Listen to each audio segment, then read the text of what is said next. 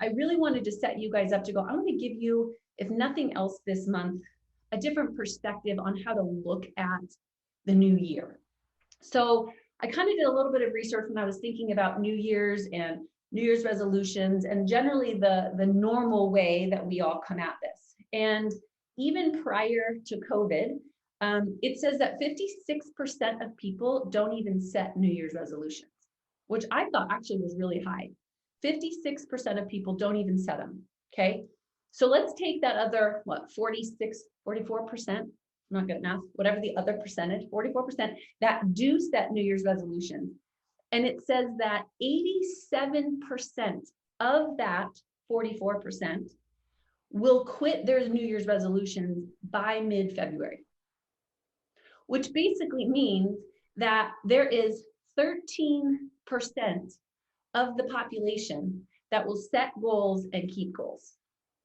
13%, which I just found so interesting and reiterates the whole idea of why most of us don't dream, why most of us probably don't set a goal. Because how many of you admit you've been one of those people that you've set a goal and not hit it, and then you're like, I'm not doing that again. You know, like the shame, the guilt, the frustration, like all the things that come after setting a goal and not hitting it, maybe 1, 2, or 10 times, can almost totally position you to the point to where you're like, this doesn't even work anymore. You know, like the concept doesn't work, or I don't work, or something's generally just broken. And so I felt like even starting for there, not to like kick us while we're down, but I felt like that was important to know, because in theory, the odds are against us already right out of the gate. But I am just such a firm believer in everything that I do in my own life and with the people that I work with and my friends and my kids. That gap of where I am and where I want to be is so fascinating to me, because I just believe we were born for the gap. I believe that that's what life is all about. I believe that we are supposed to bridge the gap. I believe that what we believe to be possible and impossible really is true. And so we're really going to kind of hone in on that gap this month and your mindset around that gap, and kind of figure out, like, why is it that so many of us go into a new year, a new goal, a new strategy, a new idea, a new dream, and then given 6 weeks, we crash and burn. We give up, nada, zilch, nothing, right? I want to talk about that.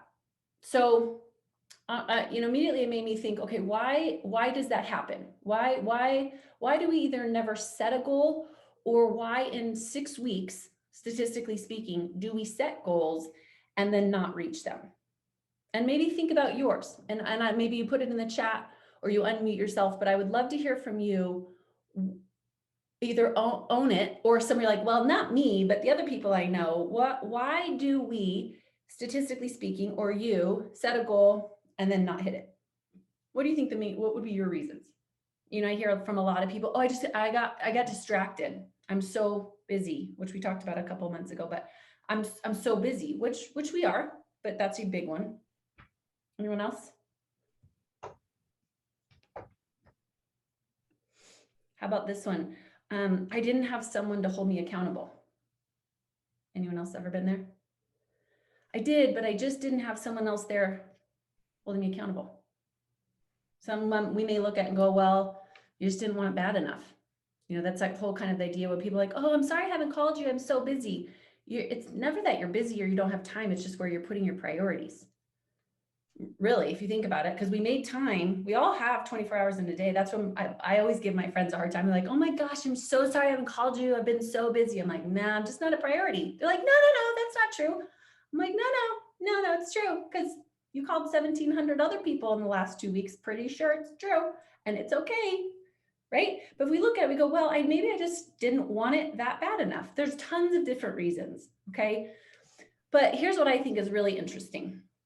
And here's what I'd like to propose is the reason, right? I think there's a lot of different reasons, but for me, when I think about my life or hundreds of people that I've worked with in the last decade, here's what I think it is.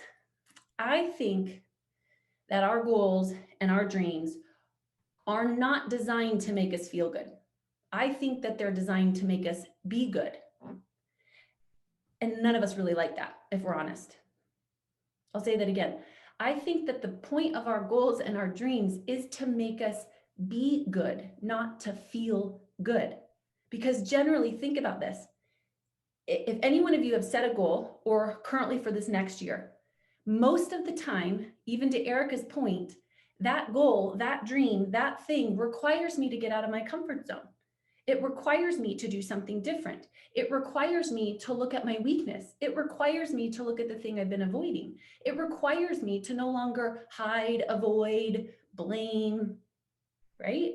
I have to actually look at the thing that's causing me to not obtain what I want, and that doesn't feel good. But here's the irony in this. When I set my goal, it does feel good, right? When all of us get our journals out and we're like, oh my gosh, I want to make $1 million. I want to have better sex. I want to build a new business.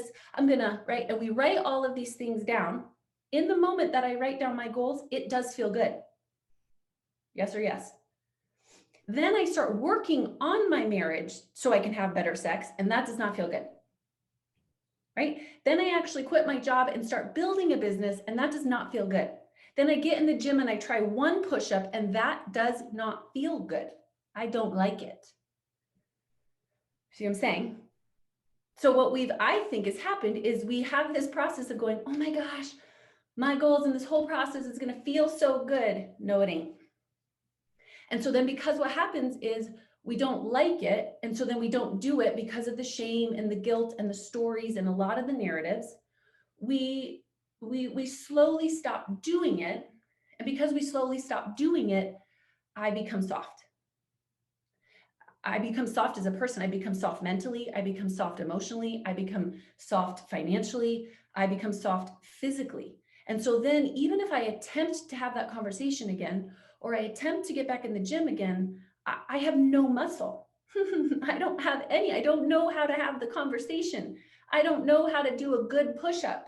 I don't know how to do it. And so again, what I do is I go, oh, I'm just not gonna do it. And I think it's because we've just kind of lost the idea around what the point is of our dreams and of our goals. And the point of them is for you to be the best version of you, not to make you feel good, because they won't. It won't feel good until you get 100 push-ups in and all of a sudden you start to feel that resistance back and you go, I think I'm becoming stronger.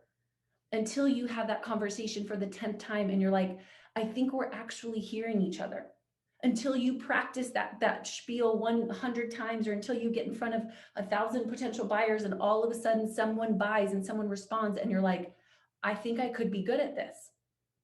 Right? Because the in-between, what it's doing is it's actually causing you to break down all the walls that these people, right? 87% of people weren't willing to knock down. And you decided that it's actually not about the goal, it's about you.